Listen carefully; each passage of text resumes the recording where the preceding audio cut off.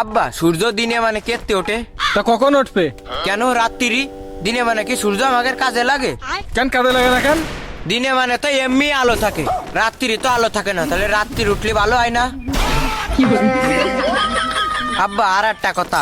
আবার কি কথা? এই যে মানসিক হয় আমার ইজ্জত চলে গেল, তা ইজ্জতটা চলে যায় কনে যায়? আব্বা এ কথা নাই, বাদ দিলাম, আর একটা কথা আছে। কয়া এই যে কাজী সাহেব মানসির বিয়ে পড়ায়, কাজী সাহেবের বিয়েটা পড়ায় কিটা? আব্বা আরো কিছু কবি? হ্যাঁ আব্বা। তা কয়া। আব্বা এই যে মানসি জন্মদিন পালন করে, তো জন্ম রাত পালন করে না কেন? যারা রাত্রি রইলো তারা তো জন্ম রাত পালন করতে পারতো। ও আব্বা। তুই কি থামবি মনি? না আব্বা। তাহলে কয়া।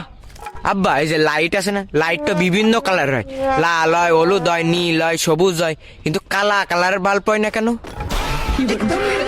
মনে তুই আমার সামনে তো সর নাই, কিন্তু তোর ওই ঠান্ডা পানির মধ্যে ফেলাই দিবানে।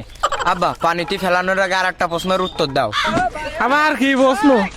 আব্বা জিলেপি যদি একা বেকা না যদি সোজা হইতো, তাহলে জিলেপির নাম কি হইতো? আর আব্বা এই যে শিয়াল মুরগি ধরে, এই মুরগি এই যে আমরা রাইন্দে খাই, তা শিয়াল কাঁচা খায় কেন? আর আব্বা এই থাম। না থামবো না।